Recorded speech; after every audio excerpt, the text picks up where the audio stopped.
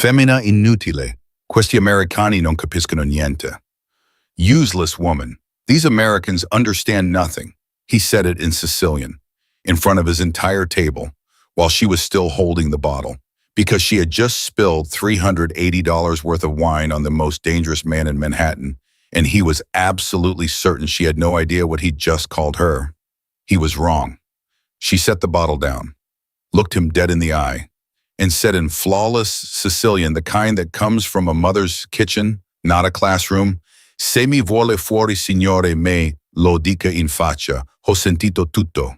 If you want me gone, say it to my face. I've heard everything. Salvo Romano went completely still. Subscribe, hit the bell, and drop your city in the comments. I want to see exactly how far this story travels. She had been invisible for 3 years. Not quiet, not small, invisible. There was a difference, and Sabrina Fisher had learned it the hard way on her feet in a $4,000 a night dining room, moving between tables of men who could buy and sell entire city blocks without blinking.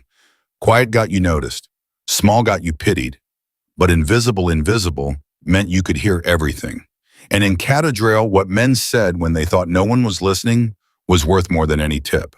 Tonight she was running on 4 hours of sleep, half a granola bar eaten standing over a prep sink at 8 o'clock, and the particular kind of exhaustion that settles into your bones when you owe $640 a month in student loans and the subway ride home costs $2.90 you're already counting. Her left shoe had been cutting into her ankle since 6. She had learned not to feel it anymore. She was good at not feeling things anymore. She moved through the dining room on autopilot. Table 4, wine refill, smile gone. Table 7, check on the appetizers that were now 14 minutes late. Apologize without owning it because the kitchen wasn't her fault. Table 11. She paused. Table 11. The corner booth. The one management had cleared the surrounding tables for 3 weeks in advance. No explanation given. The one Marco floor manager, 22 years in the industry, a man she had never once seen sweat, had been circling all evening like a nervous satellite. 5 men, dark suits, a bottle of 2011 Barolo, their third open and breathing on the table. And at the center of it, the man they all bent toward without ever appearing to. Mid-50s, silver at the temples, a jute-like poured concrete, eyes that moved across the room slowly and deliberately, the way a man's eyes move when he isn't looking for exits because he's already counted them. Sabrina knew his type. She had grown up in the shadow of his type. Not inside it, never inside it, but close enough to understand that the stillness these men carried wasn't peace. It was compressed force, like a fist before it swings. She didn't know his name yet. Not consciously, not the way she knew the names of her regulars, the hedge fund managers and gallery owners who tipped 20% and called her sweetheart and meant nothing by it. But somewhere in the part of her brain that stored the things she was most afraid to look at, directly in the same locked drawer as a tape recorder, a kitchen in Queens, a 17-year-old girl standing barefoot in a hallway at midnight, somewhere in there, something recognized him. She didn't let herself feel it. Not yet. The accident happened at 9:47. She was reaching across the table to refill the glass nearest to her, belonging to a man named Enzo, wide-shouldered, red-faced, who had been laughing too loudly about something for the better part of an hour. She caught the punchline as she approached. She didn't smile because smiling meant existing, and she was invisible. She reached. She poured. Enzo threw his head back, laughing at his own joke, and his elbow came up fast and careless, and it caught her wrist at exactly the wrong angle, and the bottle tilted, and she grabbed for it, fingers closing on glass, tipping further, and a wide, slow, devastating arc of dark red Barolo poured across the white linen tablecloth and landed with a sound that seemed much louder than it had any right to be, directly on the jacket and lap of the man at the head of the table. The laughter stopped. Not because anyone told it to, because laughter in a room like that knows when to stop on its own. The man looked down at his jacket, at the spreading stain dark as blood, darker against the charcoal wool. He didn't move, didn't flinch, didn't reach for a napkin or push back from the table. He simply looked at the stain with an expression of complete and utter calm, the way a man looks at something he has already decided how to deal with. Then he looked up at Sabrina. "Mi dispiace," she said, immediately reaching for the linen napkin on her arm. "I am so sorry. I'll get..." Femina inutile. Low, flat, not even directed at her, directed at the table like a verdict being read aloud. Useless woman. His eyes moved off her face with a dismissal so complete it was almost physical. Questi americani non capiscono niente, non sanno stare al loro posto. These Americans understand nothing. They don't know their place. The men at the table smiled, not at her, at him, at the ritual of it, at the ease of a man who could say whatever he wanted because the room he was in would never ever push back. And then the younger one spoke. He was sitting 2 seats to Romano's left, sharp-faced early 30s, with dark eyes that had been following her all night in a way she had been deliberately ignoring. He leaned toward the man beside him and said something in Sicilian, low and quick, and the table laughed again. She heard it clearly. She understood every word. It was not a threat, not technically. It was worse than a threat. It was the casual, throwaway cruelty of men in a sealed room, speaking in a code they were certain no one present could break. The kind of thing that gets said about a woman when the woman isn't considered capable of hearing it. Sabrina's hand stopped moving. The napkin was still in her fingers. 3 years. 3 years of invisible. 3 years of soft voice and forward eyes and careful, careful silence. 3 years of this exact thing. Men talking in other languages. In this exact restaurant, men, assuming the American waitress with the dark circles and the worn shoes couldn't possibly understand, and she had always let it go. Had pressed the invisibility down over the anger like a hand over a wound. 6 years. 6 years before that, a tape recorder, a kitchen, a voice she still heard in her sleep. Romano, Salvatore Romano. Her hands weren't trembling. She noticed that distantly with a kind of clinical surprise. She had expected her hands to tremble. They weren't. She set the wine bottle down on the table, quietly, with total control. And she looked at Salvo Romano, who had already looked away from her, who was already reaching for his water glass, already moving past her, the way you move past furniture. Se mi vuole fuori, she said. She said it in Sicilian, his Sicilian Palermo dialect, the specific musicality of it, the consonants that standard Italian softened, but that the dialect kept hard and precise. She said it the way her mother had taught her at a kitchen table in Queens, word by word, year by year, until it lived in her mouth like a first language. Se mi vuole fuori, signore, me lo dica in faccia, in una lingua che crede io non capisca. She didn't raise her voice. She didn't need to. Ho sentito tutto stanotte. If you want me gone, tell me to my face, in a language you think I don't understand. I've heard everything tonight. The silence was total. Not the polite quiet of a restaurant between courses, not the held breath hush of a room waiting for something to happen. This was the silence of a room in which something had already happened and no one had processed it yet. The silence of a record scratch, of a needle lifted off a groove, of 5 men who had spent their adult lives in rooms they controlled completely suddenly and without warning. Not controlling the room. Enzo had gone the color of chalk. The sharp-faced younger man had his jaw locked, and his hand, she caught it in her peripheral vision, his hand had moved to the inside of his jacket. And Salvo Romano. Salvo Romano turned back to look at her. Not the dismissive glance of before, not the contemptuous half-second of a man deciding a thing wasn't worth his time.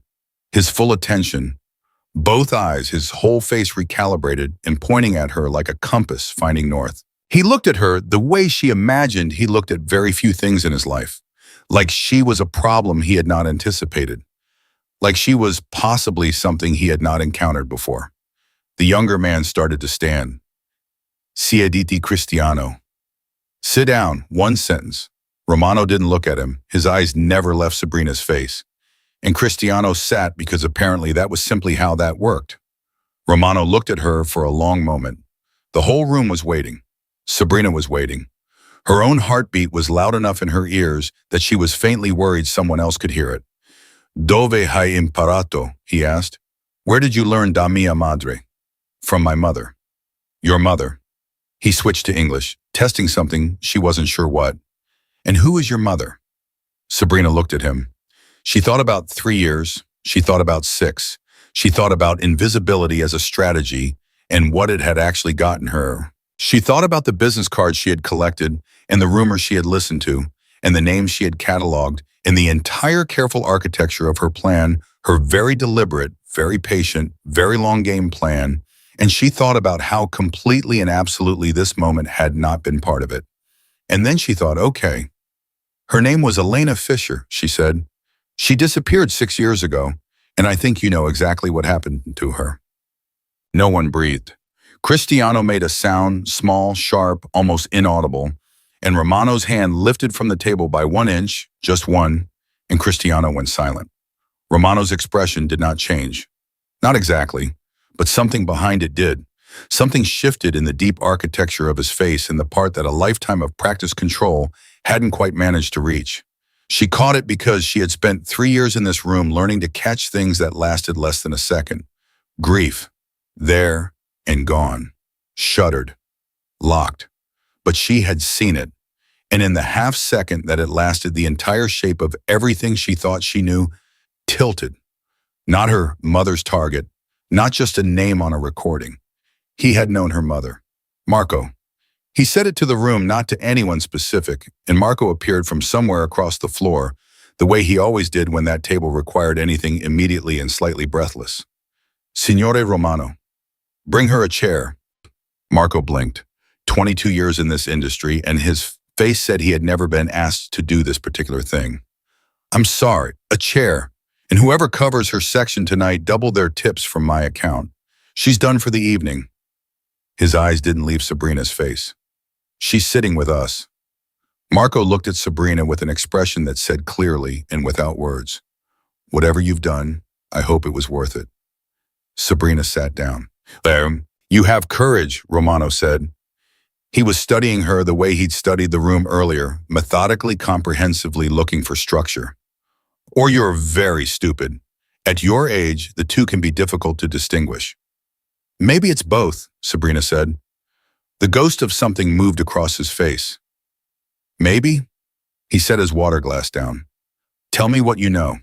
So she did. She told him about the recording, about the hallway, about being 17 and barefoot and hearing her mother's voice in the kitchen saying names and numbers into a small black recorder like a prayer she wasn't meant to witness. She told him about the missing persons report that went nowhere, the detective who called twice and then disappeared himself, the case file she had finally gotten access to at 20 that had contained almost nothing, 3 pages, no leads closed. She told him about the job at Catedral, how she had applied 3 weeks after reading online that powerful men ate here, how she had spent 3 years learning to be invisible specifically so she could stay close to rooms like this one. She told him all of it, calmly, in a voice that was steadier than she had any right to. When she finished, the table was very quiet. Cristiano was looking at her with an expression that was no longer just calculation. There was something else in it now, something tighter. She filed it away and didn't look at it too long. Your Sicilian is exceptional, Romano said. Palermo dialect, Catanese at the edges. She was thorough. She grew up in Queens. Her grandmother was from Palermo. She came over in the 60s. Sabrina paused. My mother used to say that language was the one thing no one could take from you. She said you never know when you'll need to understand what the wrong people are saying. The silence that followed was the heaviest one yet. Romano lifted his wine glass and looked at it for a moment, not drinking. Then he looked at her. There is a ledger, he said, and the words landed like a stone dropped into deep water. Deliberate, irreversible. It existed. It was taken, not by my order, by someone inside the organization who wanted leverage over me. Your mother was investigating it. She had gotten close to locating it. He paused. She was not alone in that effort. Sabrina's voice was absolutely level when she asked, was she working with you? She was working. He stopped, chose his next word carefully the way a man chooses a step on uncertain ground. Adjacent to me, it was complicated. Is she alive? The question detonated into the room. She hadn't planned it. She had planned a dozen different versions of this conversation, and in none of them had she asked it that bluntly, that fast, that exposed. But it was out now, sitting on the white linen between them, and she couldn't take it back, and she didn't want to. Romano looked at her for a long moment.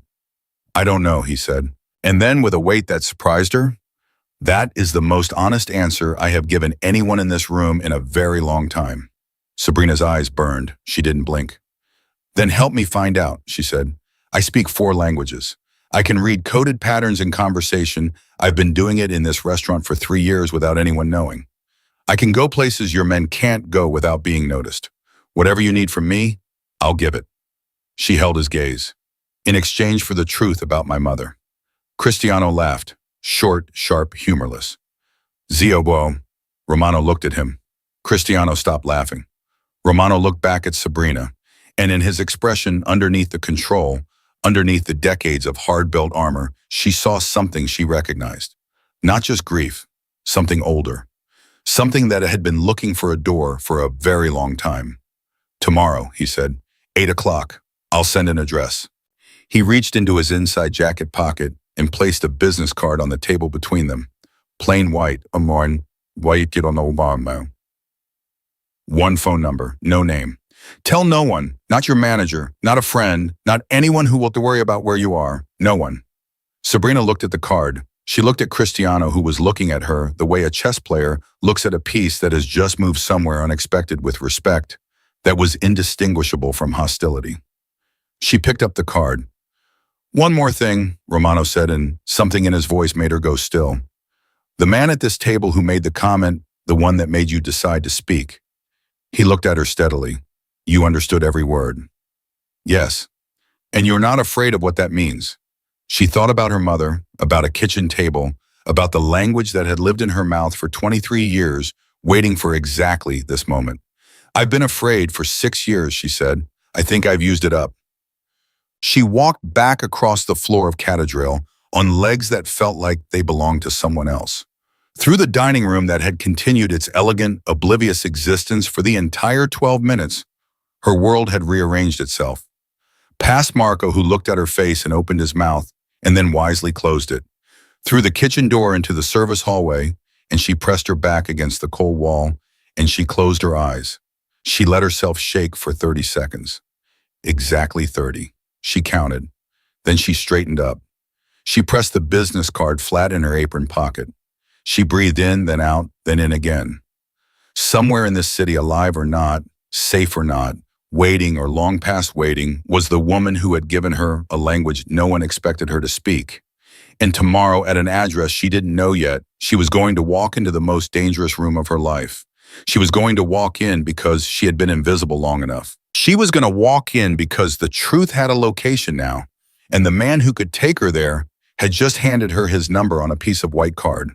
She was going to walk in because her mother had taught her at a kitchen table in Queens that a woman who understands everything and says nothing is not weak. She is waiting. And Sabrina Fisher had been waiting long enough. Dumb. She did not know walking out of that hallway that Cristiano Romano had already taken out his phone. She did not know what he typed or who received it. She did not know that by the time she reached the A-train platform, a decision had already been made about her. She would find out tomorrow, at 8 o'clock, at an address she didn't know yet. The address came at 6:14 in the morning. Sabrina had not slept. She had lain on top of her covers in her Queens apartment, with her shoes still on and the business card balanced on her chest, like she was afraid it would disappear if she set it down, and she had stared at the ceiling and thought about every single thing that could go wrong tomorrow, which she was already calling today because it was already today, and the city outside her window was already beginning its gray and indifferent morning. Her phone buzzed on the nightstand. One text, no name, just an address in Red Hook, Brooklyn, and 2 words after it, "Come alone." She read it 3 times. Then she got up, washed her face, and made coffee she didn't drink. She took the subway at 7, sat in the last car back against the wall, watching the doors. She had dressed deliberately dark jeans, her good jacket, boots with a flat heel, because whatever happened today, she was not doing it in shoes she couldn't run in. She had her phone, her keys $47 in bonus, and the business card in her inside jacket pocket. She had left a note on her kitchen table that said, "Only if I'm not back by midnight, call Detective Ray Montes, 212-555-0174. Tell him Elena Fisher's daughter went to Red Hook." She had not told him yet. She did not intend to get to midnight. She had also, before she left, opened the drawer in her mother's old desk, the one she had never cleared out, the one she told herself every 6 months she would finally go through and never did, and she had taken out the small USB drive she had kept in there for 6 years. The one that contained the only copy of the recording. She plugged it into her laptop. She listened to it one more time. Her mother's voice at 41 was calm and precise and utterly composed.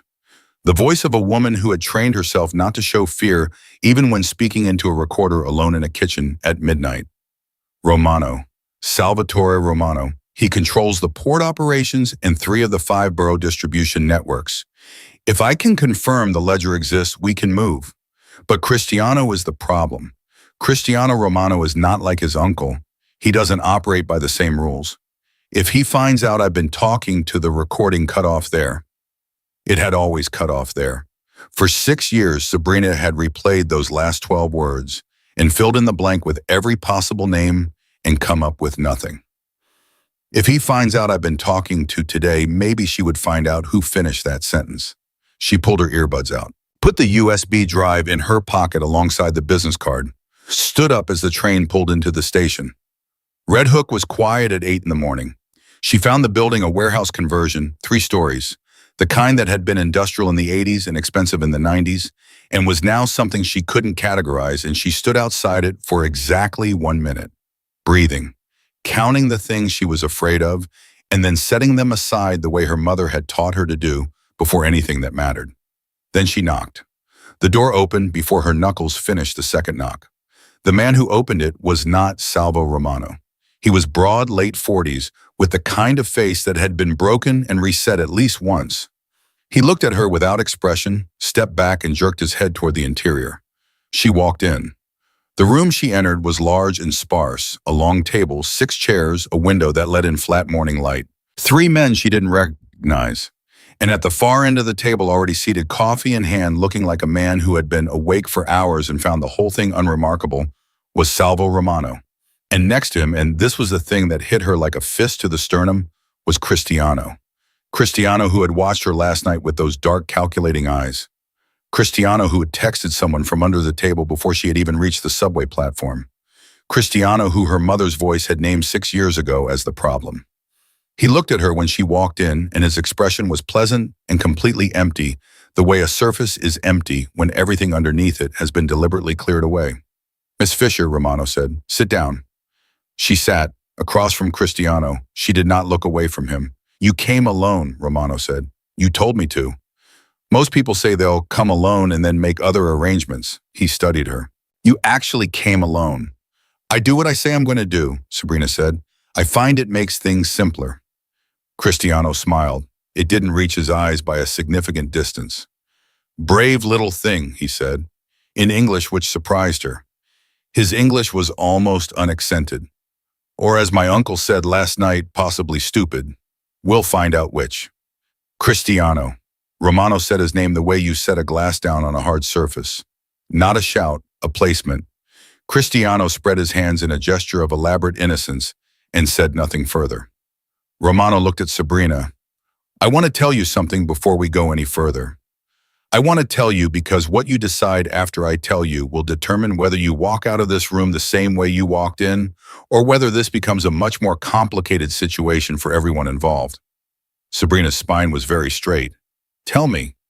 Your mother did not disappear because of something I ordered. I want you to understand that clearly, because everything that comes after depends on you believing it." He held her eyes. "I did not order your mother's disappearance. I did not sanction it. When I found out it had happened, I was not pleased." The understatement of that phrase hung in the air. "But you found out," Sabrina said carefully. "Afterward." "Yes. And you know who did it." The silence that followed lasted exactly long enough for her to watch Romano decide something. She saw the decision move through his face, a single beat, compressed and final, the way a door closes. "I have a strong suspicion," he said. "I have not been able to confirm it. That is in part why you're here." Sabrina looked at Cristiano. Cristiano was looking at the table. "The ledger," she said. "Tell me about the ledger." Romano set his coffee down. 12 years ago, I had a bookkeeper. A man named Ferrante, brilliant, meticulous, deeply paranoid. He kept a secondary record, not just of finances, of everything. Operations, names, dates, decisions, who gave which order and when. An insurance policy, he called it. Romano's voice was flat. He disappeared 8 years ago. The ledger disappeared with him. For 4 years, I assumed both were simply gone. But they weren't, Sabrina said. No, 4 years ago I began receiving, he paused, pressure from inside the organization, specific pressure referencing specific events that only the ledger could have documented. Someone had it. Someone was using it not to expose us, but to manipulate us from inside, leveraging certain members of the organization against others, creating fractures. He looked at her steadily. Your mother had been investigating financial crime for a nonprofit that, unknown to most people, had significant intelligence connections. She was not just a researcher. She was very good at following money that didn't want to be followed.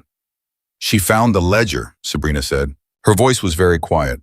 She found the location of the ledger, or she was close to it, close enough that someone in this organization felt it necessary to act before she could share what she knew. He let that sit for a moment. If she had the location and she disappeared before she could communicate it, the ledger is still out there, still intact, still being used as a weapon against what remains of my organization. Sabrina absorbed this. She pressed her hands flat on the table the way she had the night before. You want me to finish what she started. You speak the languages. You understand the culture in a way that an outsider cannot fake. You have, as demonstrated last night, the kind of nerve that is genuinely rare. He paused. And you have something none of my people have. What's that motive that has nothing to do with money? Cristiano made a small sound. She looked at him. He was turning his coffee cup in slow circles on the table, not looking up. And the small sound he had made was not agreement and not disagreement. It was the sound of a man keeping something very carefully behind his teeth. What do you need me to do? Sabrina asked. Your mother had a contact, someone inside the organization who was feeding her information. We don't know who it was. She was careful enough that the contact's identity was never exposed even after she disappeared. But that person is still out there, still inside. And if they were willing to talk to your mother, Romano looked at her, they may be willing to talk to her daughter. The room was very still. How would I find them? Sabrina asked. We believe your mother left a message, encoded in a location she would have expected you to eventually find. She was by all accounts the kind of woman who planned for contingencies.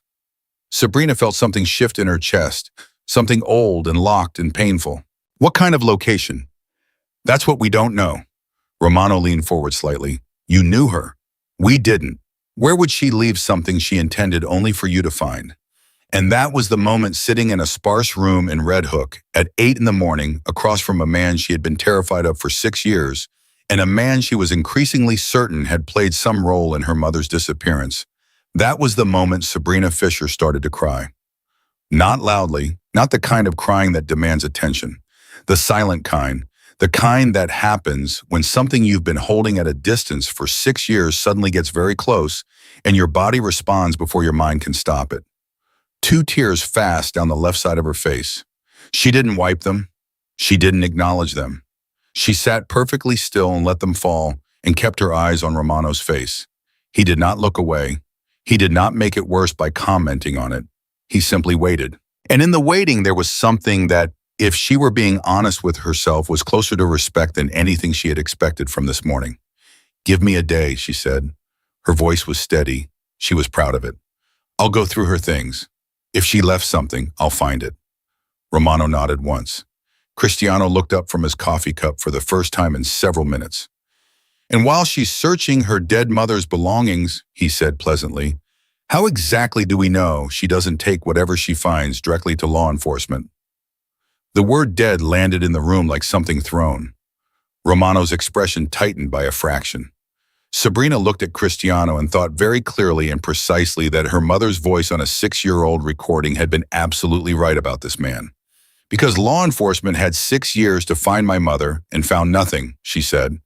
I'm not here because I trust the police. I'm here because I trust that you want that ledger back badly enough to actually look. Cristiano held her gaze. Something moved behind his eyes. Calculation rapid and continuous, like a machine that never turned off. "She's got a point," said one of the other men at the table. She hadn't registered him speaking yet, heavy-set, gray-haired, with the voice of someone accustomed to being heard. He was looking at Cristiano with mild amusement. "Sit down, Chris." Cristiano was already sitting, but something in the set of his shoulders changed just slightly, and it was worse than if he had argued.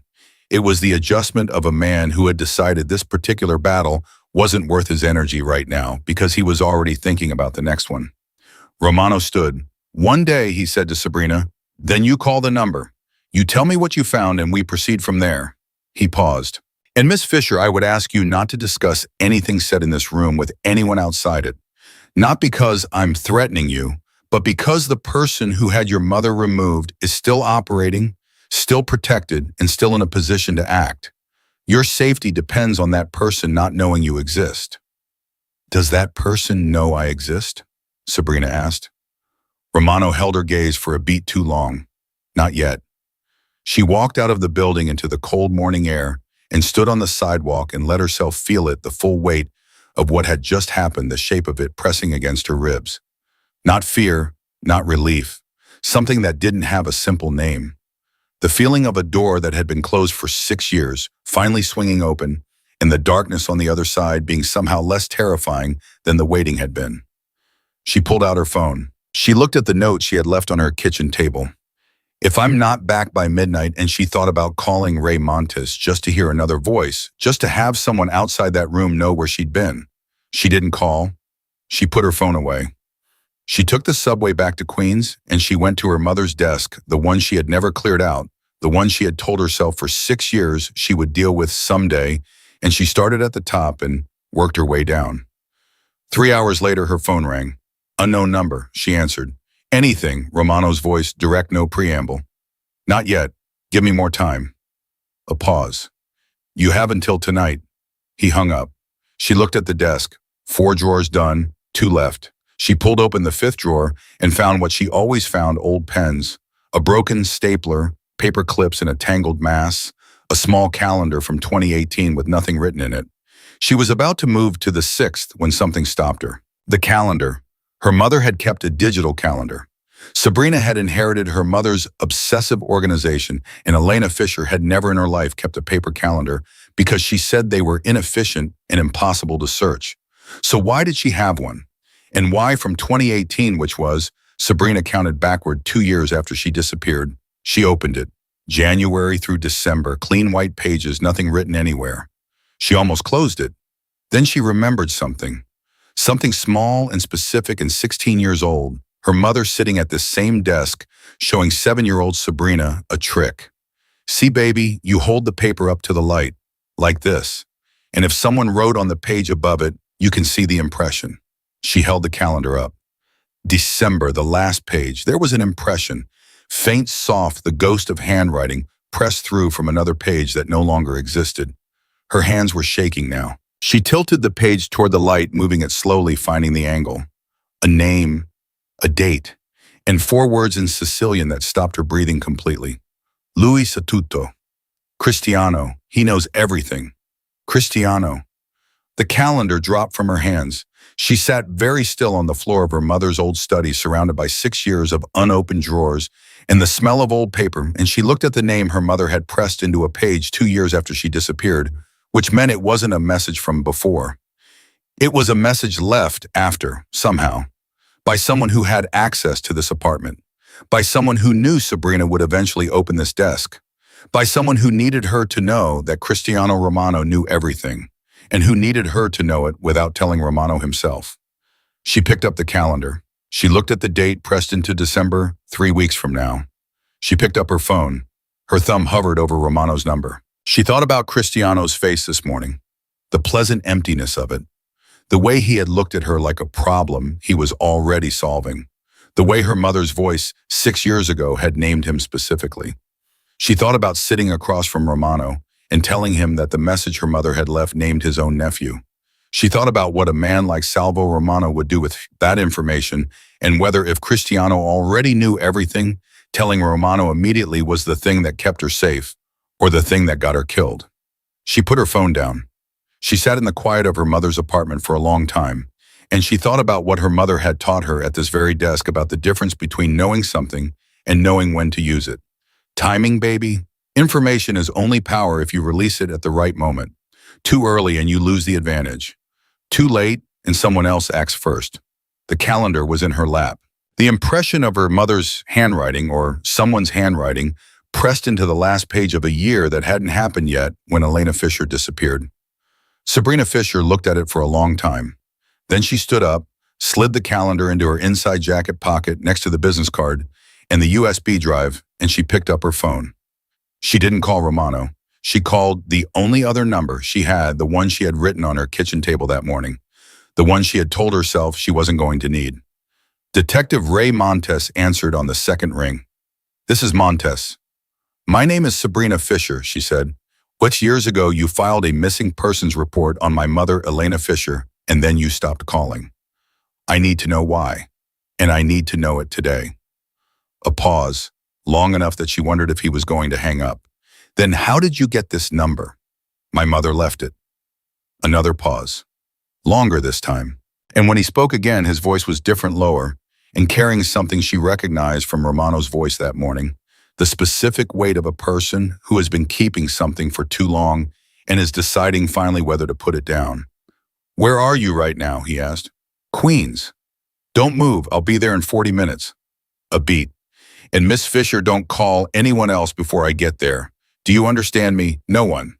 The line went dead. Sabrina stood in her mother's study, surrounded by open drawers, holding her phone in both hands, and she understood with the cold clarity of someone whose entire understanding of a situation had just rearranged itself for the second time in less than 24 hours that she was no longer pulling a single thread. She was standing in the middle of the web.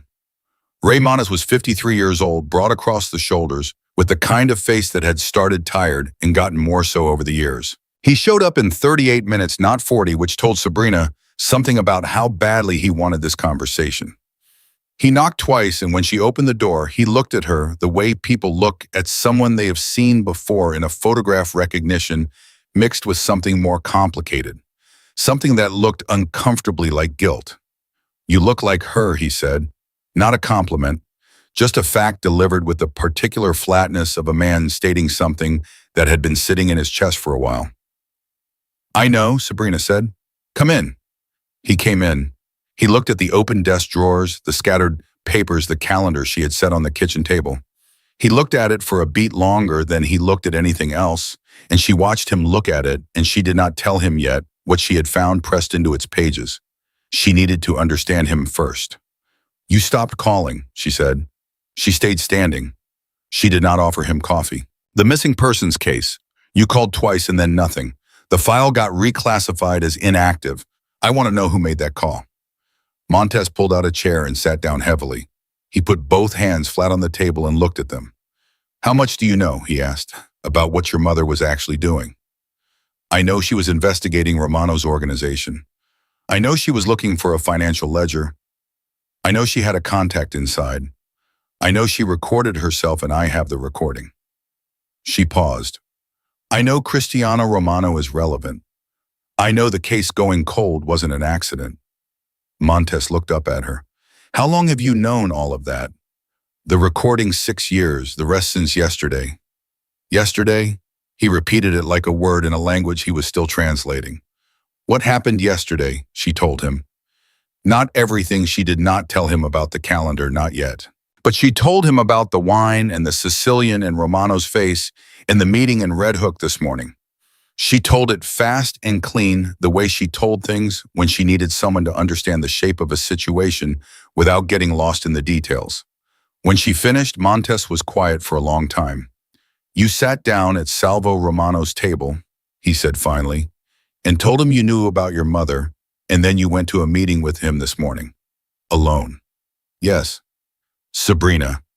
He said her name like he had the right to use it, which he probably didn't, but she let it go. "I have spent 6 years trying to keep you out of exactly this situation." She went very still. "What does that mean?" "It means the case didn't go cold because of incompetence or bureaucratic shuffle." He folded his hands.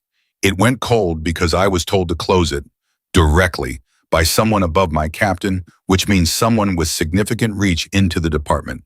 I pushed back. Once. I was told that if I pushed again, the next missing persons case would involve my own family. He held her gaze. I have a daughter. She was 9 years old. The kitchen was very quiet. You knew what happened to my mother, Sabrina said. Her voice was absolutely flat. You knew it wasn't random and you buried it. I knew it wasn't random. I did not know what happened to her. That's the truth. I still don't know for certain. His jaw tightened. What I knew was that she was alive when she disappeared. She wasn't taken by force, not initially. She walked out of this apartment on her own. Someone convinced her to leave, someone she trusted. The contact, Sabrina said. The person inside the organization she was working with. We think so. Yes. And you don't know who it was. No, she protected that identity completely, which means he stopped. Which means they're still out there, Sabrina finished. Still protected, which is exactly what Romano said. Montes looked at her with an expression that was trying to be neutral and not entirely succeeding. You're telling me that Romano gave you the same information I just gave you? Not the same, complimentary. She sat down across from him. He told me the ledger still exists, and someone inside the organization is using it as leverage against him. You're telling me my mother was walked out of this apartment by someone she trusted, and my mother left something behind. She stopped herself. Montes noticed. His eyes went to the calendar on the table. She made a decision. Fast the way all the best decisions had to be made. She slid the calendar across to him. She watched his face as he held it up to the light. Watched the moment he found the impression. Watched his expression move through confusion, and then recognition, and then something that was not quite fear, but lived in the same neighborhood. Lui sa tutto. Cristiano, he read aloud. He set the calendar down. He knows everything. Cristiano. He looked at her. This was left after she disappeared. Yes, someone had access to this apartment. Someone who knew I would eventually open that drawer. She let him sit with that for exactly 1 second before she pushed forward. Here's what I keep coming back to. Romano brought me in to help find the ledger. Cristiano was in that room this morning, and he was not happy about it. If Cristiano has the ledger, if Cristiano is the one who's been using it against Romano, then Romano bringing me in is a direct threat to Cristiano, which means Cristiano already knows you found something, Montes said. His voice had changed. The tired flatness was gone. If he's had this apartment accessed before he's watching it, Sabrina, if he had this place wired. They both looked at the room at the same time. We need to leave, Montes said. He was already standing. Right now, bring the calendar, bring the drive, don't take anything else. And you think I think Cristiano Romano has been 10 steps ahead of everyone in this situation for 6 years, and I am not interested in finding out what step 11 looks like. He was already at the door. Come on. She grabbed the calendar, the USB drive, her jacket, and her phone. She was at the door in 30 seconds. They took the stairs, not the elevator, and Montes walked fast and kept looking over his shoulder in a way that was professional and practiced, and which told her he had been doing this kind of thing for a long time and had not lost the habit. They got into his car, unmarked a gray sedan that had seen better years, and he drove 3 blocks before he said anything. There's something else you need to know, he said. About your mother, about why she was so far inside on this thing. Sabrina looked at him. Tell me. Elena Fisher was not working for a non-profit, not exactly. He kept his eyes on the road. She was working for a federal task force, organized crime and financial crimes cross-agency. She had been embedded for 4 years before she disappeared. Her actual handler was a federal agent named Diaz out of the Manhattan field office. He paused. After she disappeared, Diaz pulled everything. Went silent. The entire operation was suspended. Wow, because someone in the operation had been compromised. And they didn't know who, and they couldn't risk continuing. He glanced at her. Diaz reached out to me 3 months ago, said he'd had new intelligence suggesting the ledger had resurfaced. He wanted to know if I had any contact with Elena's family. Sabrina felt the shape of the situation rearrange itself again, like a room where someone keeps moving the furniture while you're not looking. He reached out 3 months ago, she repeated slowly. And you didn't contact me. I was trying to figure out if it was safe. Cristiano's reach into the department hadn't shrunk in 6 years, if anything it had grown. He turned onto the bridge. And then last night I get a call from a detective in my building who saw you on a restaurant security feed having a private conversation with Salvo Romano. And this morning my phone rings and it's Diaz. And he tells me Romano's organization has had some kind of internal disruption in the last 12 hours, and he wants to know what I know. He exhaled through his nose. So here we are. You need to take me to Diaz, Sabrina said. That's exactly what I'm not going to do. Montes. Diaz runs a federal operation. If you walk into that field office today, but everything you know becomes federal property, every move you make gets controlled by people who have their own agenda, and Romano, he stopped. Romano what? He was quiet for a beat. Romano has been cooperating with Diaz for 18 months. Quietly. The entire reason the task force reopened was because Romano initiated contact. He's been trying to get out from under the Ledger's leverage for a year and a half, and he couldn't do it from inside alone. He looked at her sideways. You walking into that restaurant last night was not random luck, Sabrina. Romano eats there every Tuesday. He had been told by Diaz to watch for anyone who might have Elena's materials, anyone who might know where she left information. The car was very quiet for a moment. He knew who I was, she said. Not a question. He suspected. When you spoke Sicilian, he was certain. She thought about Romano's face last night, the way his full attention had landed on her, the recalibration she had watched happen behind his eyes. She had read it as surprise, but it wasn't surprise at all. It was confirmation. He orchestrated it, she said, not angry, just precise. The whole conversation. He was waiting for me. He was waiting for someone. He didn't know it would be you, not for certain, not until you said your mother's name. But Montes merged onto the highway. For what it's worth, I believe Romano is sincere about wanting out. He's been carrying the weight of whatever happened to your mother for 6 years. Diaz says it's genuine. And Cristiano. Cristiano is the problem that has been unsolvable for 18 months. He's protected himself too well. No direct evidence connecting him to the Ledger. No direct evidence connecting him to your mother. Everything is managed through intermediaries and deniable channels. He exhaled, which is why you matter. Because if Elena left a message that names him directly, the calendar isn't evidence, Sabrina said. An impression in a page. Anyone could say it was staged, especially 6 years after the fact. No, but it's a starting point. He glanced at her. What else was in the desk? I went through 5 drawers. The calendar was in the 5th. You said you didn't finish the 6th. She looked at him. Turn around, she said. Sabrina, if Cristiano already knows about the apartment, then the window we have to get back in there and finish is closing right now. Turn around. He turned around. They drove back to Queens faster than was entirely legal, and Montes parked 2 streets over, and they went in through the building's side entrance, up the back stairs, and when they reached her mother's apartment door, Sabrina noticed what she had been too distracted to notice. When she left, the door was not fully latched. She had locked it. She was certain she had locked it. She and Montes looked at each other. He put his hand on her arm very firmly and put himself in front of her. He had a gun. She noticed it for the first time at his hip under his jacket. He pushed the door open with 2 fingers. The apartment was empty, but the desk was different. The 6th drawer, the one she hadn't opened yet, was sitting 2 inches open. Someone had been there between the time she left with Montes and the time they came back.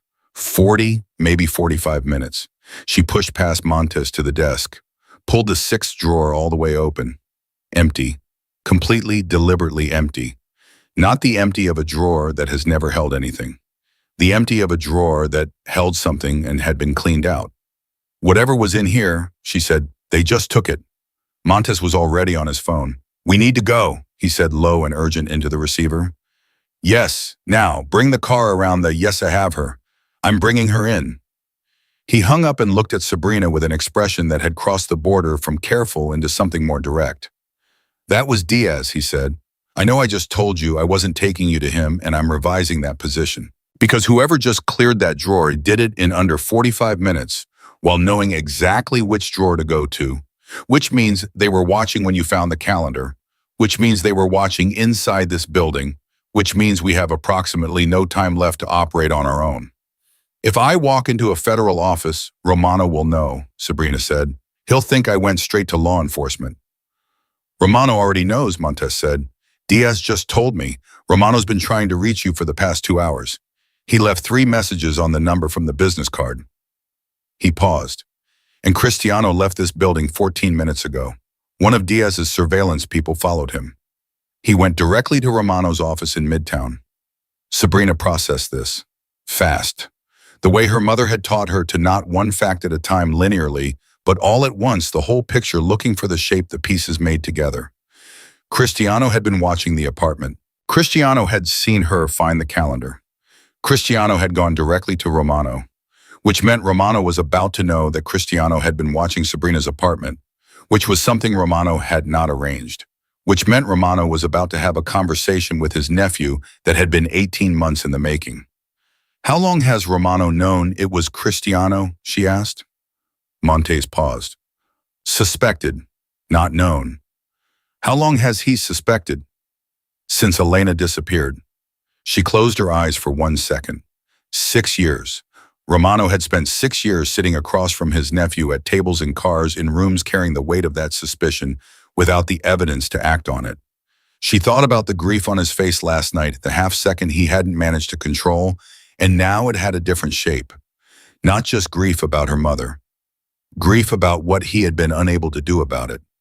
Take me to Diaz, she said. The federal field office was in Lower Manhattan, a building that looked like any other building, unremarkable by design.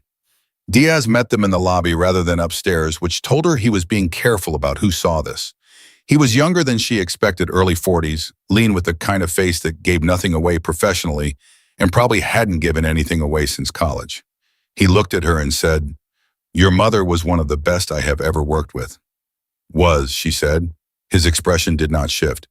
Is, present tense, I used the wrong word. She felt it hit the center of her chest. She's alive. We believe so. We have had 2 confirmed indirect communications in the past 8 months, suggesting she is alive and being held. He said it carefully, clinically, the way you say terrible things when you have had practice saying them. We have not been able to confirm location. She has been moved multiple times. Cristiano is careful. Cristiano has been holding my mother for 6 years, Sabrina said.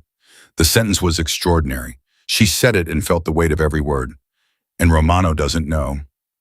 Romano knew she disappeared. He did not know, could not confirm that Cristiano was responsible for holding her rather than... Diaz stopped. Rather than killing her, Sabrina finished. Yes. She looked at the calendar in her hand, at the impression on the December page. Lui sa tutto. Cristiano. This message, she said, in the apartment. Someone left this knowing I would find it.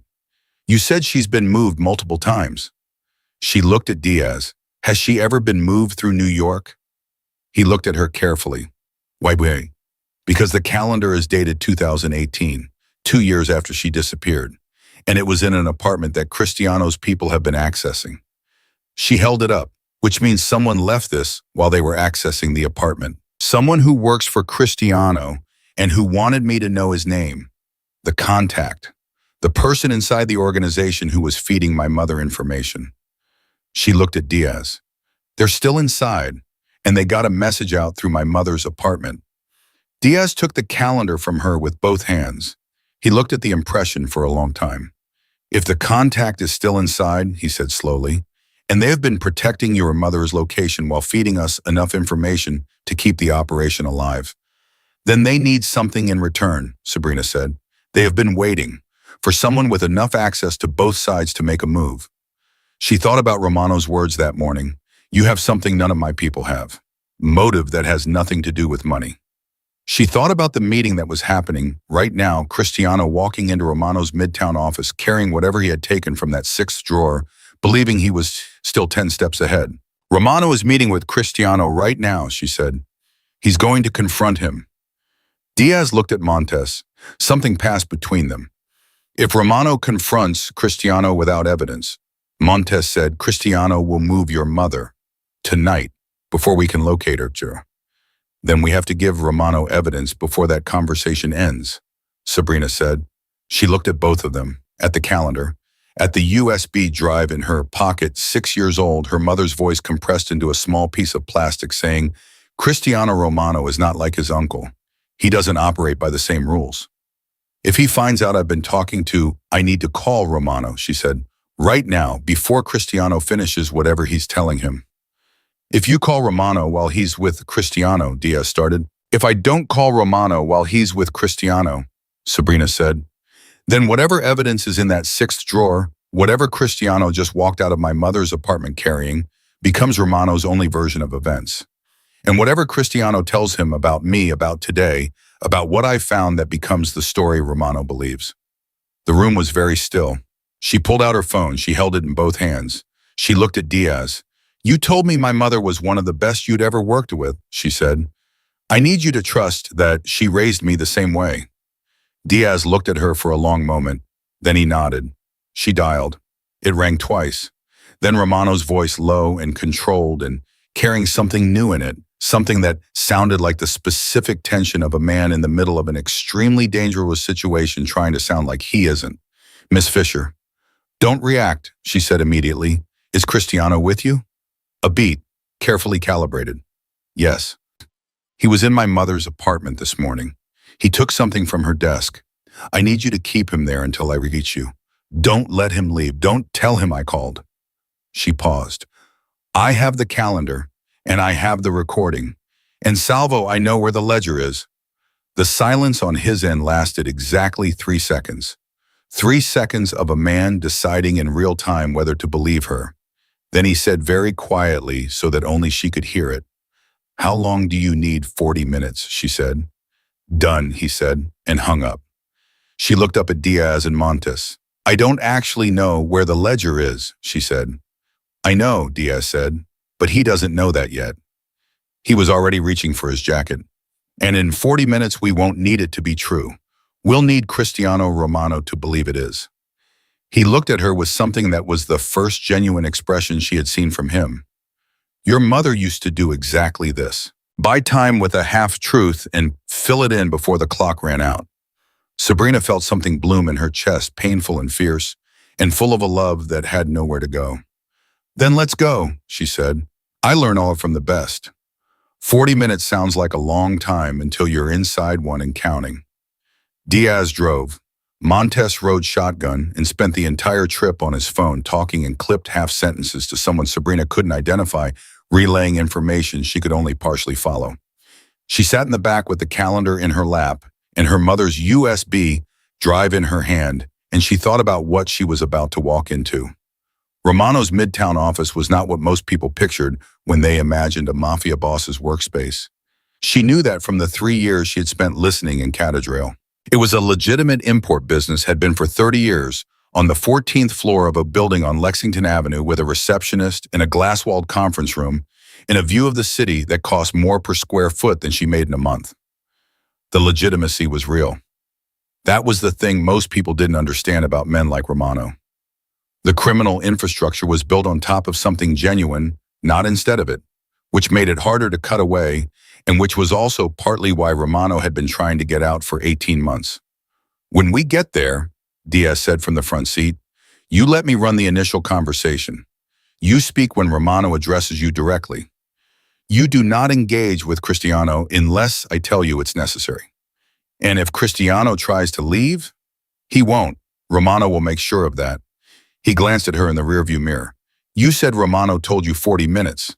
That means Romano is buying time on his end. He wants this confrontation to happen.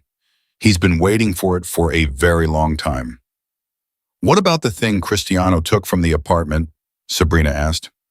The 6th drawer. We don't know what was in it. Montes turned around. That's the part that worries me most. If Cristiano is walking into Romano right now with something physical from your mother's desk, a document, a photograph, something, he's not doing it to hide it. He's doing it because he thinks it helps him, which means whatever it is, he has a version of the story that makes it look like something other than what it is. Sabrina thought about that. She thought about her mother, methodical, thorough, the kind of woman who hid calendar messages behind light and taught her daughter 16-year-old tricks about paper impressions. The kind of woman who had been one step ahead of Cristiano Romano for 4 years before she disappeared. She would have anticipated this, Sabrina said half to herself. Whatever was in that drawer, she would have known he might find it before I did. She would have made sure that if he found it first, it didn't tell the whole story. She looked at Diaz's eyes in the rearview mirror. She would have split the information, put the pieces somewhere that required more than one source to assemble. Diaz was quiet for a moment. She did do that. Operationally, that was her signature methodology. She never kept everything in one place. She called it compartmentalization with a key, Sabrina said. And her own voice surprised her because she had heard her mother say that exact phrase. Not in the context of intelligence work. At a kitchen table talking about how to write a research paper. You never put all your best material in one place, baby. You spread it out, and then you hold the key yourself. She taught you, Diaz said. She taught me everything, Sabrina said. I just didn't know what she was actually teaching me until now. The car stopped. They were on Lexington. The building was ahead of them, glass and granite, entirely ordinary looking. Let's go, Diaz said. The elevator ride to the 14th floor was the longest 30 seconds of Sabrina's life.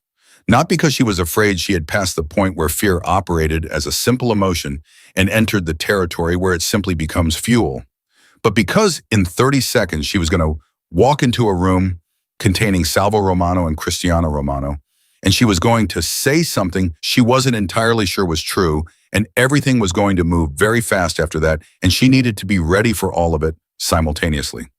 The receptionist at Romano's office, a woman in her 40s who had the professional blankness of someone paid extremely well to be discreet, looked at the three of them and reached for her phone without a word.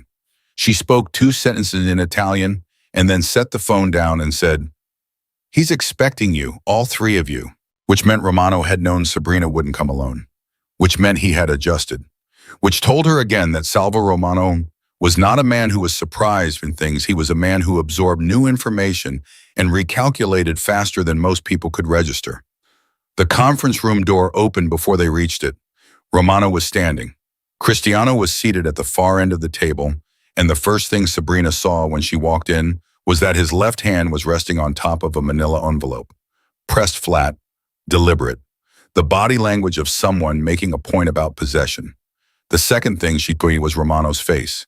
He looked at her, and she saw the calculation there, rapid, continuous, and underneath it, buried but visible if you knew where to look, relief. The relief of a man who has been waiting 40 minutes in a room with someone he suspects of an unforgivable thing and has just been handed reinforcement. Cristiano looked at Diaz first. His expression changed, a tightening, fast and controlled. He recognized him. Of course he did. An FBI agent walking through his uncle's door was the variable Cristiano had not been able to account for, and she watched him account for it now in real time. Watched him rebuild his composure over the recognition, the way you watch someone apply concrete over a crack. Then he looked at Sabrina. "I should have known," he said. "You went to the feds." He said it in English, casually, like a man remarking on the weather. "After my uncle trusted you, after this morning." "I went to someone my mother trusted," Sabrina said. "There's a difference." "Cristiano," Romano's voice. One word. It landed in the room like a stone, and everything reorganized itself around it. Cristiano looked at his uncle. Something moved between them, old, heavy 6 years of unsaid things were pressing against the surface of a single look. Romano walked to the head of the table and stood there, and looked at his nephew with an expression Sabrina had not seen on his face before. Not cold, not hard. Something more fundamental than that. The face of a man who has made a decision and is living on the other side of it now and cannot go back. "Put the envelope on the table," Romano said. Cristiano didn't move. Cristiano, slowly with the deliberate control of a man refusing to appear defeated, Cristiano slid the envelope to the center of the table.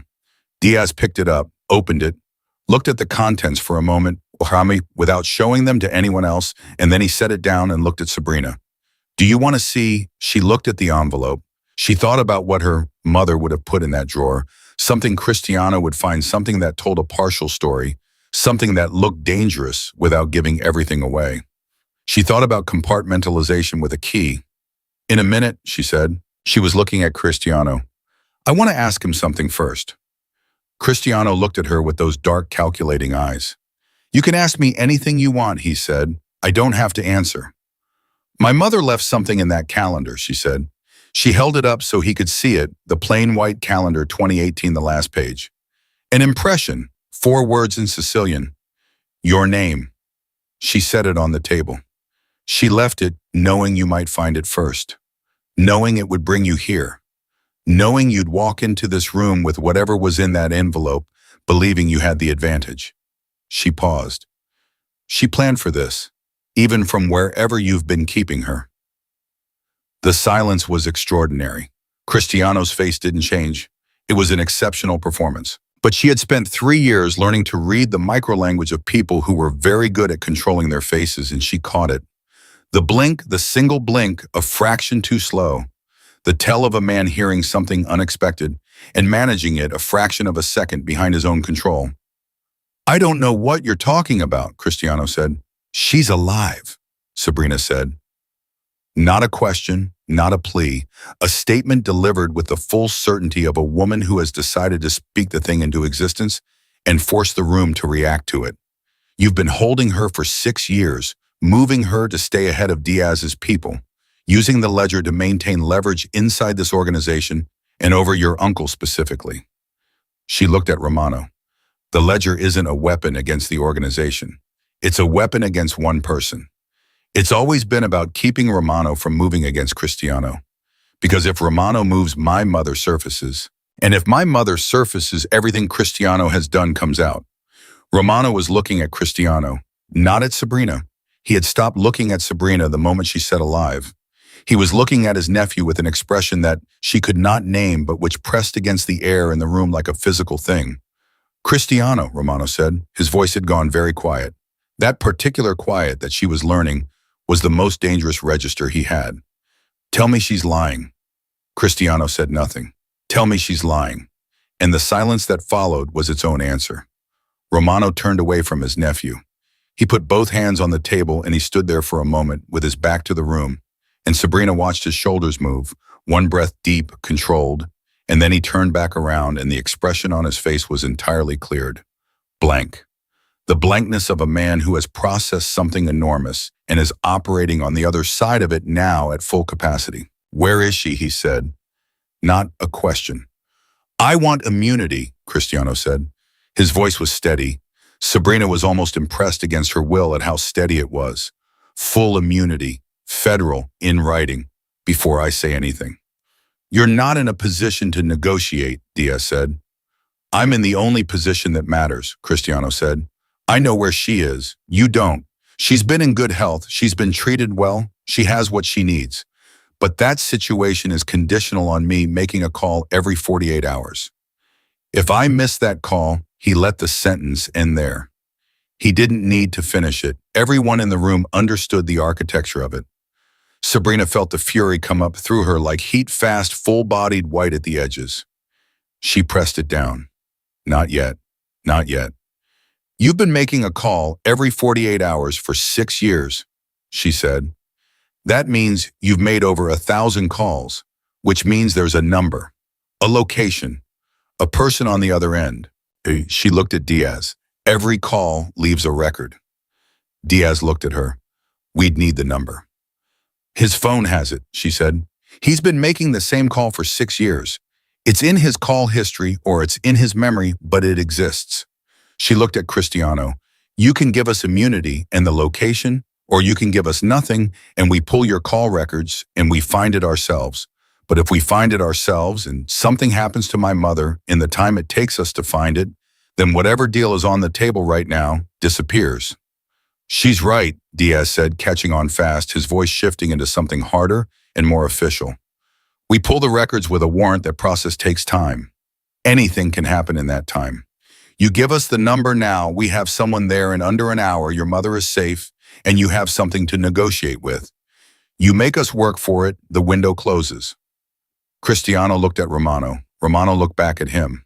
And what passed between them in that look was not familial. It was not the complicated grief of two men who had once been on the same side. It was something colder and more final. The look of a man withdrawing recognition from another person completely. Say solo, Romano said. You're alone. 2 words. He said them without emphasis, without heat, without anything at all, which made them land harder than a shout. He turned away from Cristiano and did not look at him again. Something happened in Cristiano's face, something she had not expected to see. Under the calculation and the control and the 6 years of carefully constructed positioning, something broke. Not dramatically, not with tears or raised voices. Just a single small collapse behind his eyes, the look of a man who has been building towards something for a very long time and has just registered that it is gone. He reached into his jacket pocket, took out his phone, set it on the table and slid it toward Diaz. "The contact is under the name Ferranti," he said. His voice was flat now. "The location is a property in Staten Island. She has a secure room. She has everything she needs." He paused. "She asked about her daughter every month. Every single month for 6 years. I'm telling you that so you know she's herself. She never stopped." The room was entirely silent. Sabrina stared at the phone on the table. She felt something crack open in her chest, wide sudden, full of 6 years of compressed grief and fury, and the particular loneliness of a person who has been missing someone so long, they've started to mistake the missing for a personality trait. Diaz already had his own phone out. He was making calls, rapid and low-moving, toward the door. Montes was beside him. The room was suddenly full of motion. Romano appeared at Sabrina's elbow, not touching her, just there, close enough that she could hear him when he said very quietly, so that only she could hear, "I'm sorry for all of it, for not knowing sooner, for not protecting her." He paused, "For letting you carry this alone." She looked at him, the silver at his temples, the jaw like poured concrete, the dark eyes that were, for the first time since she had met him, carrying nothing hidden. He was saying exactly what he meant, and she could see it, and it was the most disorienting thing that had happened in a day full of disorienting things. "Did you love her?" Sabrina asked. He was quiet for a moment.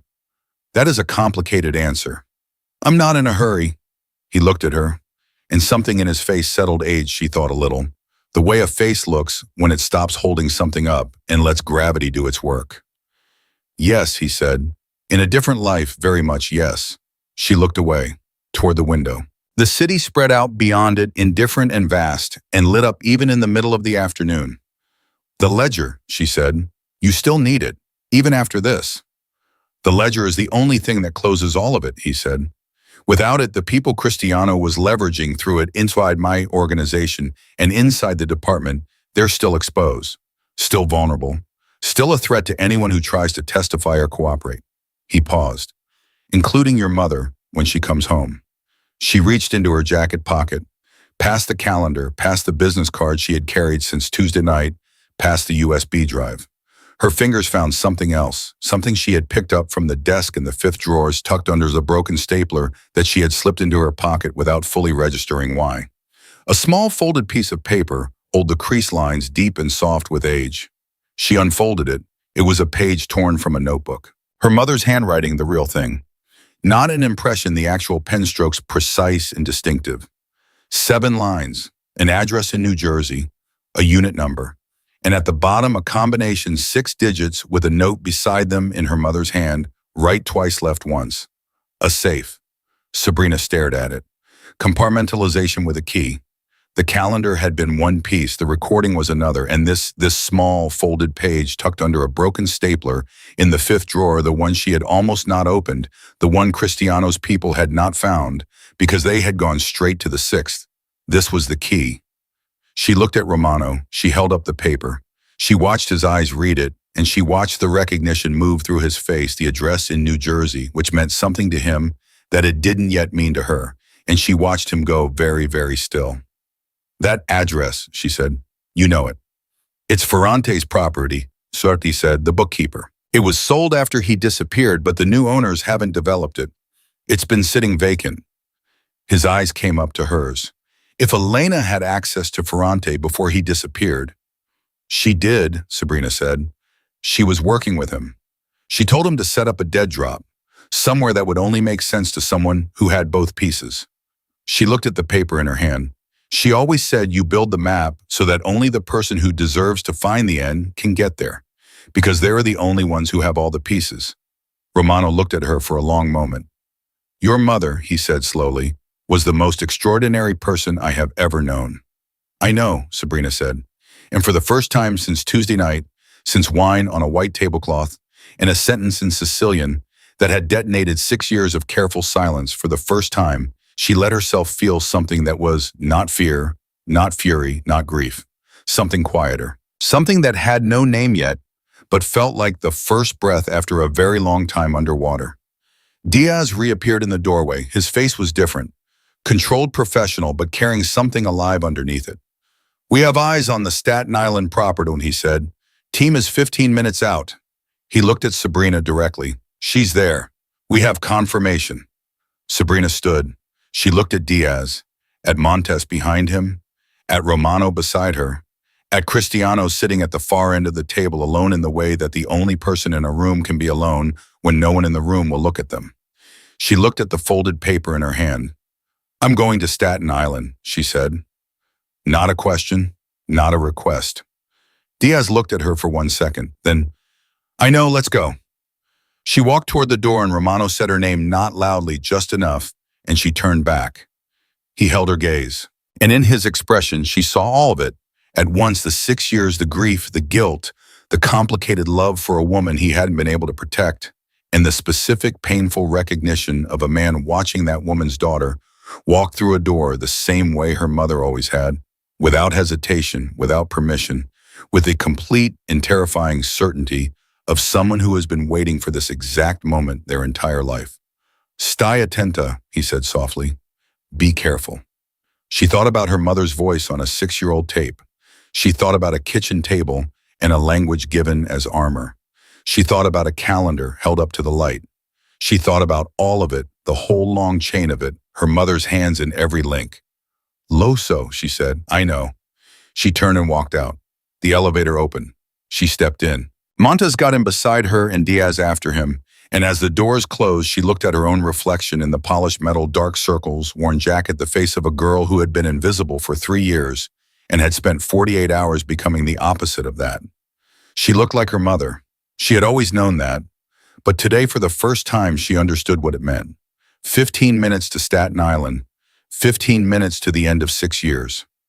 The elevator reached the ground floor and the doors opened, and Sabrina Fisher walked out into the afternoon light of a city that had no idea what was about to happen, and she did not look back. The drive to Staten Island took 14 minutes because Diaz ran 2 red lights and Montes didn't say a word about it. Sabrina sat in the back seat and looked at the folded paper in her hand and did not allow herself to think about what she would find when they arrived. She had learned in the past 48 hours that hope was a resource you had to manage carefully. Too much of it, too early, and it became a liability. It slowed your thinking, softened your edges, made you react to what you wanted to see instead of what was actually in front of you. So she held the paper and she breathed and she kept herself in the car. In the present, moving forward at 60 miles an hour toward something she had been moving toward for 6 years. Her phone buzzed at Romano. She answered. "Cristiano made a call," Romano said immediately. No greeting.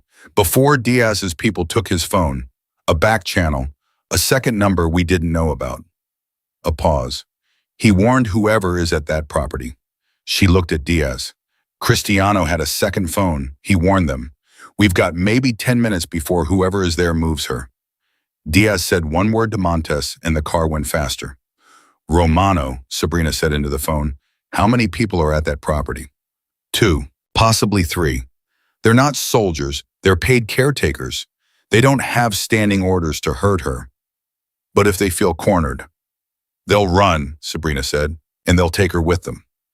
Yes, she thought fast. Is there another entrance to the property? Something Diaz's team doesn't know about. A beat. There's a service road, runs along the back. It's not on any current map. The property was reconfigured before Ferrante sold it. Can you get someone there, Ojam? I have 2 men 7 minutes from that location, Romano said. I've been moving them since Cristiano sat down at my table. Another pause, and in it, she heard something she hadn't heard from him before. Not guilt, not grief, but the raw edge of a man operating at the limit of his control. I should have moved faster. I should have... Romano, she cut him off, not unkindly. Send your men. We'll come through the front. She hung up and relayed everything to Diaz, who was already on his radio coordinating with the team ahead. She watched him absorb the information and adjust, and she understood watching him work why her mother had trusted him. He didn't panic. He didn't hesitate.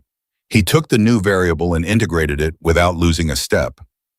Our team is already on site, Diaz said. They've established a perimeter. No movement out yet. He glanced at her in the mirror. She's still there. Sabrina closed her eyes for 1 second. Still there. She let herself feel it for exactly that long. Then she opened them. The car stopped. She got out before Montes had the parking brake on. The property looked like nothing from the outside, a low building overgrown along the edges, the kind of place that had been waiting to become something and had simply been waiting for a very long time. Diaz's team was already positioned. She counted 6 of them moving with the practiced efficiency of people who had done this before. A man in a jacket with FBI across the back came up to Diaz and spoke quickly and low, and Sabrina positioned herself close enough to hear. 2 caretakers confirmed inside. 1 vehicle in the back already blocked by Romano's men, which Diaz registered with a brief expression that was professional enough to be almost unreadable, but which she interpreted as reluctant appreciation. No weapons visible. The secure room was in the lower level, accessed from an interior staircase. "We go in on my signal," Diaz said. He looked at Sabrina. "You stay, Mom." "Don't," she said.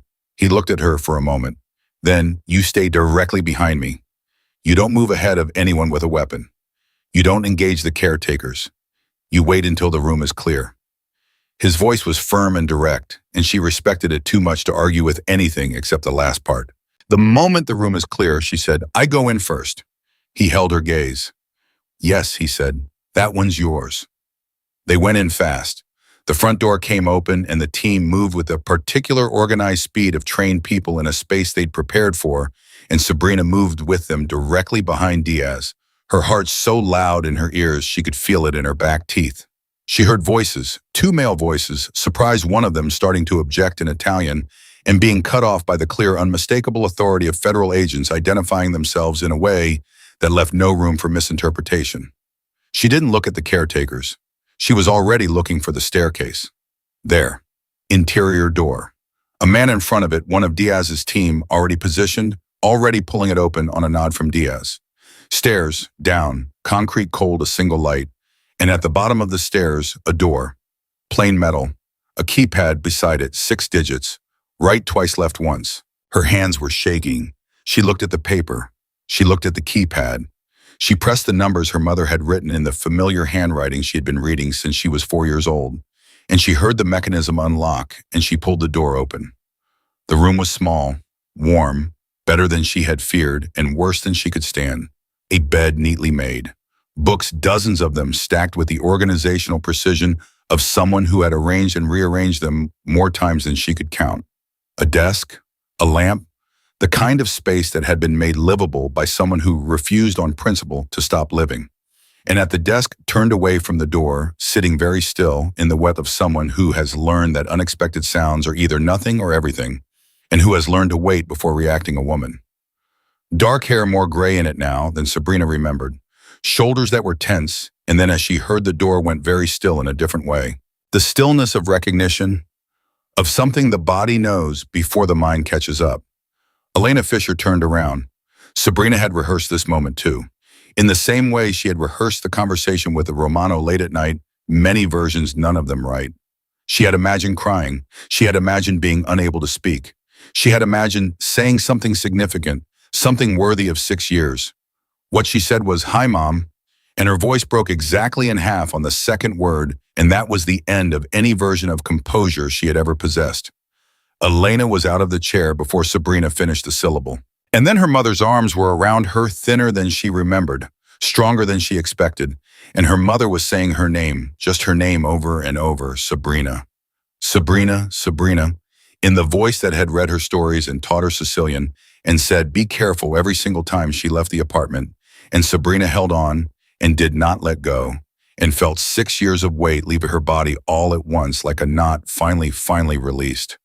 She didn't know how long they stood there. Long enough for Diaz to come to the doorway and stop and have the decency to stay quiet.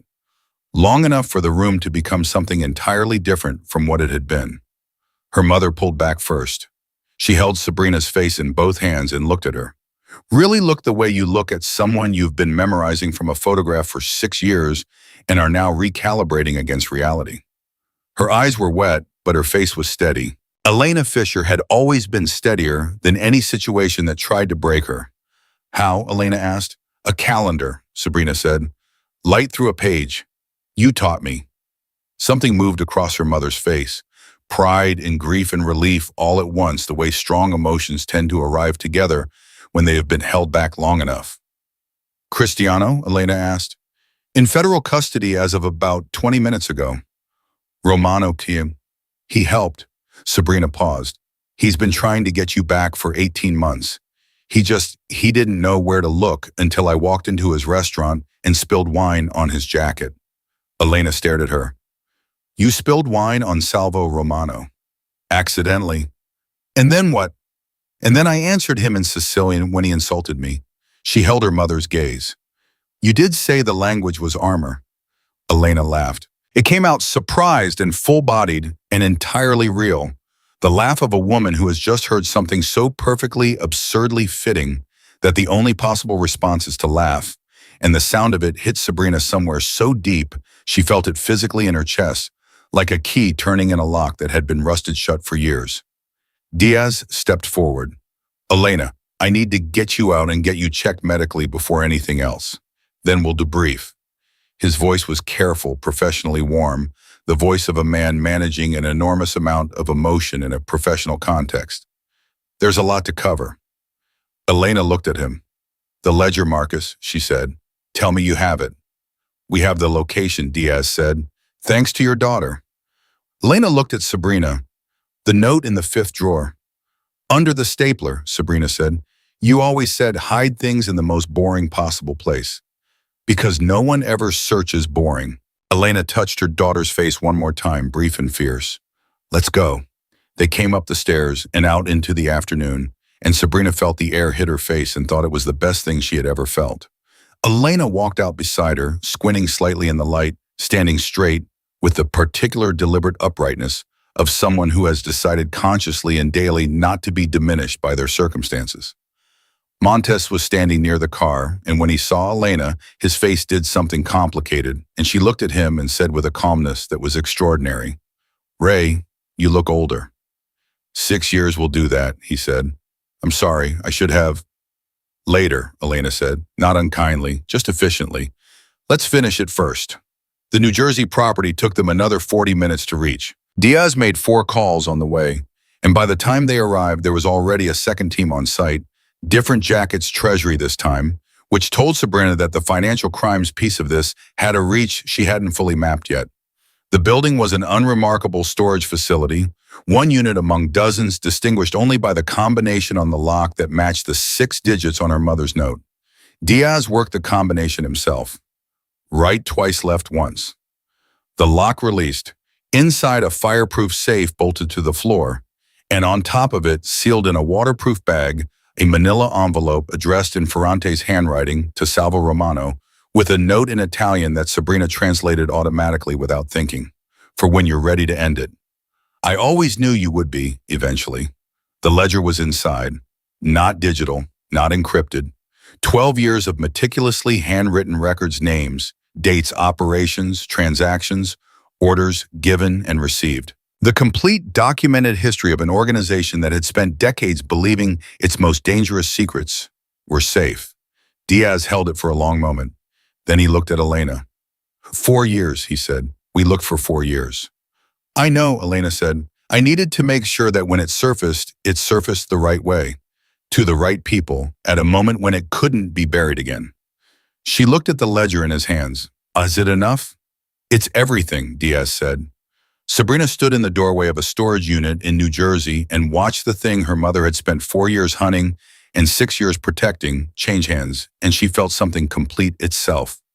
Not dramatically, not with any cinematic weight, just the quiet, profound click of something ending the way it was always going to end once the right person was finally holding all the pieces. Her phone rang, Romano. She stepped outside to answer it. It's done, she said. We have it. The silence on his end lasted several seconds. She heard him exhale a single compressed breath, the sound of someone setting down a weight they'd been carrying so long, they'd forgotten what their hands felt like empty. "And Elena?" he asked. His voice was different, stripped of the careful control she had come to associate with it. Just a man asking about someone he had cared about for a long time. "She's here," Sabrina said. "She's herself. She's fine. She's better than fine." She paused. "She wants to know if you kept your word, the thing you promised her 4 years ago. She said you'd know what it meant." A longer silence this time. "Tell her yes," he said finally. "Tell her I kept it and I have paperwork to prove it." Sabrina didn't know what that meant. She suspected she would find out. "Romano." "Yes. Thank you for last night, for this morning, for not turning me away when I told you who I was." She said it directly without any of the careful management she had been applying to her interactions with him since Tuesday. "You didn't have to do any of it." "Yes, I did," he said simply and hung up. She stood outside in the afternoon air for a moment, phone in her hand, and let herself absorb the full texture of the last 48 hours. Tuesday night invisible in a restaurant that was too expensive for her to ever eat in. Wine on a white tablecloth. A sentence in Sicilian that had detonated everything. Her mother at a desk in a locked room waiting. A calendar held up to the light. A note under a broken stapler. Write twice, left once. She went back inside. Her mother was talking to Diaz in the low, rapid, professional shorthand of two people who had worked together closely and were slipping back into an old rhythm without needing to rebuild it. Elena Fisher, 47 years old, 6 years in a locked room, and she was already debriefing, already useful, already moving forward with the particular forward-facing momentum of someone who had never, not for a single day, stopped working toward this moment. Sabrina watched her and felt a love so large and so complex and so entirely without a container that she couldn't do anything with it except just stand there and let it exist. Elena caught her eye across the room, and in the look between them was everything: the kitchen table and the Sicilian lessons and the recordings and the calendar and the note and the 6 years and the wine and the restaurant and the 48 hours that had taken apart a world and put it back together in a different shape. All of it in a single look, passing between a mother and daughter in a storage facility in New Jersey on an unremarkable Thursday afternoon. Elena crossed the room. She stood in front of Sabrina, and she looked at her daughter. Really looked the way she had in that locked room, but differently now in natural light, with the debrief beginning and the ledger secured, and Cristiano in custody, and everything finally moving in the direction it should have moved 6 years ago. "I have so much to tell you," Elena said. "I know," Sabrina said. "I have so much to ask you." "I know," her mother's hand on her face again. The specific warmth of it. "Are you okay?" Sabrina thought about that, about the honest answer, about the granola bar at 8 o'clock on Tuesday, and the strap of her left shoe, and the student debt, and the 3 years of invisibility, and the 48 hours that had burned all of it down to something new and unrecognizable but real. About Romano's face when he said yes in a different life. About Cristiano's single slow blink when she named him. About Diaz saying she asked about her daughter every month. "I will be," she said. It was the truest answer she had. Elena nodded once, as if that was exactly the right answer. As if she expected nothing more and nothing less. As if she had raised someone specifically equipped to give that answer in exactly those circumstances. 2 weeks later, the indictments were filed. 16 names. Federal charges spanning financial crimes, conspiracy, witness, intimidation, and unlawful imprisonment. The documents ran to 240 pages, and at the center of all of them was a 12-year-old handwritten ledger that a meticulous, paranoid bookkeeper named Ferrante had left in a storage unit in New Jersey, addressed to a man he believed would eventually want to end something he had built and no longer recognized. Cristiano Romano's attorney filed a motion for bail. It was denied. Salvo Romano issued a statement through his own attorney confirming cooperation with federal authorities in the voluntary surrender of records pertaining to Romano import operations spanning 12 years. He was not indicted. The details of his cooperation agreement were sealed. 3 weeks after the indictments, he opened a scholarship fund under the name Elena Fisher Educational Initiative Full Tuition Room and board 4 recipients per year for students pursuing linguistics or international studies. He did not issue a statement about it. Sabrina found out through Diaz, who mentioned it in passing at the end of a 2-hour debrief as if it was a minor administrative detail, which it was not. She didn't call Romano about it. She thought about calling him for 2 days. On the third day, she sent a text to the plain white business card number. 3 words she would approve. His response came 3 minutes later. 4 words. That is enough. Good. She put her phone down and looked across the kitchen table at her mother, who was sitting with both hands around a coffee mug going through a stack of papers with the focused concentration of a woman who had spent 6 years wanting to read her own mail and was now catching up on all of it at once. Elena looked up. Romano? Yes. What did he say? Sabrina smiled. He said it was enough. Elena looked at her for a moment. Something moved across her face, that complicated thing again, the thing with no clean name. Then she nodded, went back to her papers. Sabrina looked at her mother in the kitchen that smelled like coffee and old carp and the particular specific warmth of 2 people occupying a space that had been cold for too long. She thought about Tuesday night, about wine on a tablecloth and a sentence in Sicilian spoken into the silence of a restaurant that had no idea it was about to become the place where everything changed. She had been invisible for 3 years. She had been waiting for 6.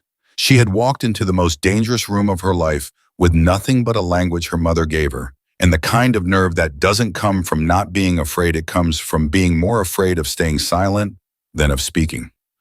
She had spoken, and the world had rearranged itself around the sound of her voice the way her mother had always said it would if you chose the right moment and the right words and the right language and refused, absolutely refused to disappear. Sabrina Fisher picked up her coffee, looked out the window at the city, waking up outside, loud, relentless, indifferent, and entirely unaware of what had just happened, inside one apartment in Queens. She was 23 years old. She had $640 a month in student loans and a left shoe that still needed replacing, and a job she might or might not still have at a restaurant in Manhattan where the Barolo cost $380 a bottle. She had her mother back. She had done what no detective, no federal agent, no organized crime task force had managed in 6 years. She had done it in 48 hours with a kitchen table language, a broken stapler, a calendar held up to the light, and the absolute refusal to be invisible in a room that needed her to be seen. Her mother had given her every single tool she needed, had hidden them in plain sight in the most boring possible places, exactly where no one would ever think to search. And Sabrina Fisher had found every one of them, because that was what the women in her family did. They didn't disappear. They waited. They listened. And when the moment finally came, they spoke.